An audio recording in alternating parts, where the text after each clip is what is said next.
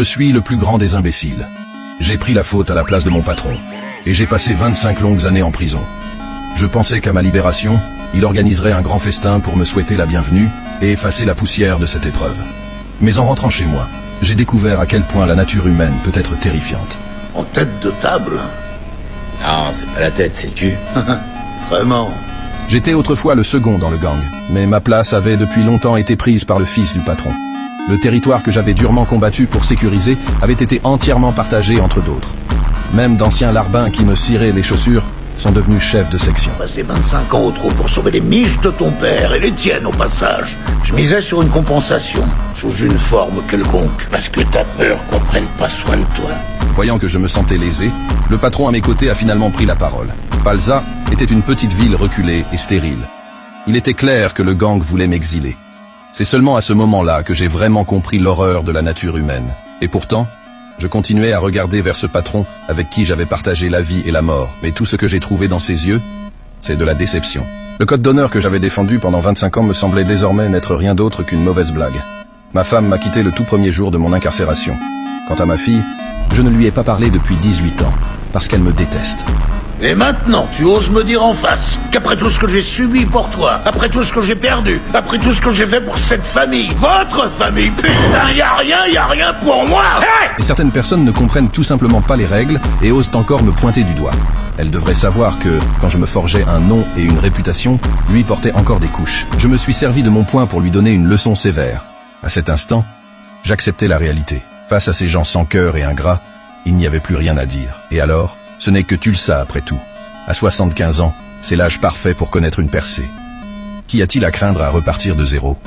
Ces gens n'auraient jamais pu imaginer que je construirais à Tulsa un empire criminel rivalisant avec la mafia elle-même. Je venais tout juste de sortir du terminal de l'aéroport quand un chauffeur de taxi m'a pris en charge. À partir de ce moment, mon projet entrepreneurial commença officiellement. Peut-être ayant perçu mon aura de chef de gang, le chauffeur se montra immédiatement intéressé. Je kiffe grave, ça fait vachement gangster. Je trouve qu'un gangster, c'est cool. Quand il a dit qu'il aimait la façon dont opéraient les criminels, j'étais prêt à lui montrer ce qu'était vraiment la vie criminelle.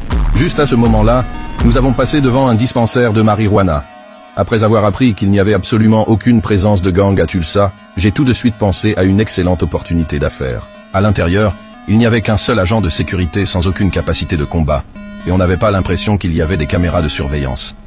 La réceptionniste était très frêle, et ne semblait pas très brillante non plus. Si quelqu'un voulait braquer cet endroit, ce serait bien trop facile. Je lui ai dit d'appeler le propriétaire, mais l'employé n'a pas osé quitter son poste. L'agent de sécurité, entendant le remue-ménage, s'est approché et m'a dit de partir immédiatement. Face à moi, ce vieil homme aux cheveux gris pensait pouvoir gérer la situation facilement, sans savoir quel genre d'existence il venait de provoquer. J'ai attrapé le thermos du conducteur et l'ai fracassé directement sur sa tête. Il semble que les poings soient la vérité ultime. Peu de temps après, le propriétaire est sorti. Il pensait qu'il s'agissait d'un cambriolage. Mais contre toute attente, je voulais juste voir son registre de transactions. Cela l'a amené à soupçonner que je pourrais venir du fisc. Vous travaillez pour le gouvernement? J'ai mis ton vigile KO, hors circuit. Et tu crois que je suis du fisc? Cependant, ce à quoi je ne m'attendais pas, c'était que les profits de cette petite boutique étaient assez importants. Le problème, c'est que le propriétaire disait qu'il gardait tout l'argent à la banque. Cela m'a un peu déplu. Tu mets de l'argent sale à la banque. Tu crois que ce vieux bonhomme est facile à berner? Après ma petite leçon, le propriétaire n'a pas eu d'autre choix que d'ouvrir le coffre. Contre toute attente, il y avait bel et bien 5 millions de dollars à l'intérieur. Mon geste a stupéfié le propriétaire.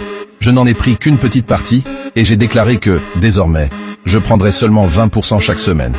En échange, je garantissais que sa boutique ne serait inquiétée par aucun gang. C'est bon, marché conclu. Est-ce que j'ai le choix? Absolument pas. Je savais que pour m'implanter à Tulsa, il fallait que je pense sur le long terme. C'est ainsi que j'ai obtenu le capital initial pour créer mon gang. Comme j'allais devenir chef de gang, j'avais naturellement besoin d'un véhicule correct. J'ai retiré de l'argent et fait envoyer le chauffeur pour m'acheter une voiture. Il deviendrait mon chauffeur personnel. 2000 par semaine. Mon gangster. Il était immédiatement très heureux. Travailler avec moi, c'était bien mieux que de conduire un taxi.